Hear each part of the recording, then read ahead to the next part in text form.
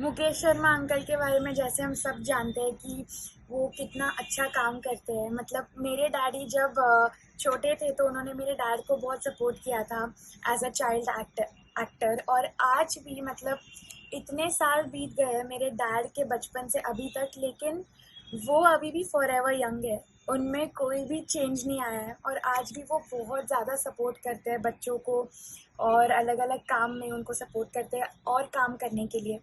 और अभी उनका नया यूट्यूब चैनल आया है, कहानियों का अनोखा अंदाज, जिसमें वो अलग अलग स्टोरीज होती है, अच्छा कंटेंट होता है, बहुत प्यारे प्यारे वीडियोस होते हैं।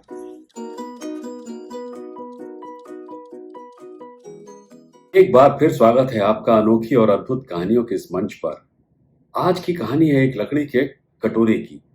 एक बूढ़ा और कमजोर व्यक्ति अपने बेटे, बहू और 5 साल के पोते के साथ उनके घर रहने के लिए आया। उस बूढ़े व्यक्ति के हाथ कांपते थे और उसकी आंखों की रोशनी धुंधली हो गई थी। उसके पैर भी ठीक से नहीं पड़ते थे और उसके कदम अक्सर लड़खड़ा जाते थे। परिवार के सभी सदस्य मेज पर एक साथ बैठकर खाना खाया करते थे। चूंकि उस बुजुर्ग दादाजी के हाथ कांपते थे, इस वजह से उन्हें खाना खाने में काफी तकलीफ होती थी।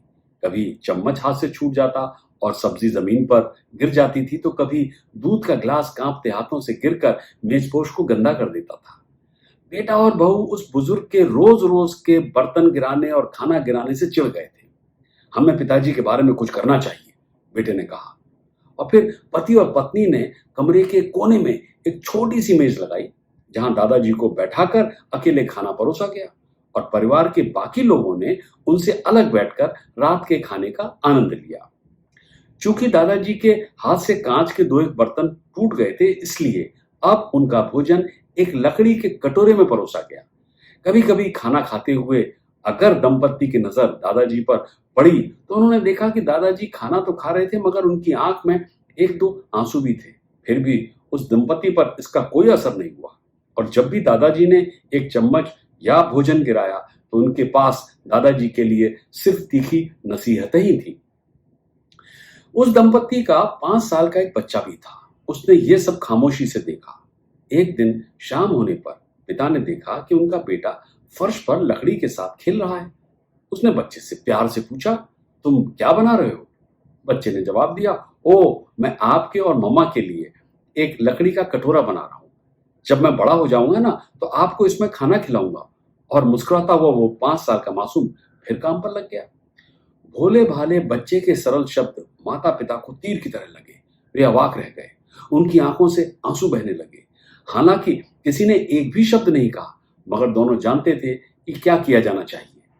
उस शाम पति ने दादाजी का हाथ थामा और धीरे से उन्हें वापस परिवार की मेज पर ले आए।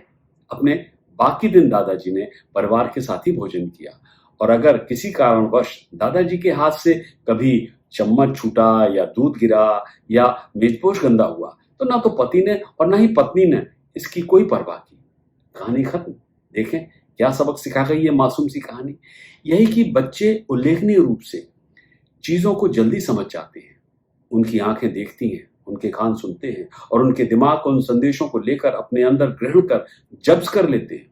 यदि बच्चा घर में ये देखता है कि हमारे धैर्य और संवेदना के कारण घर का माहौल खुशनुमा है, तो वो अपने जीवन में हमारे उस दृष्टिकोण का अनुकरण करने का पालन करता है। बुद्धिमान माता पिता वो हैं जो हर दिन अपने बच्चों के भविष्य के लिए रोल मॉडल बनकर बिल्डिंग ब्लॉक्स तैयार करते हैं, जिस पर उनकी संतान का मजबूत भवन खड़ा हो सकता है। उम्मीद है कहानी ने आपके मन को झकझोरा होगा। अगली बार एक और ऐसी ही अनोखी कहानी, एक और नया सबक।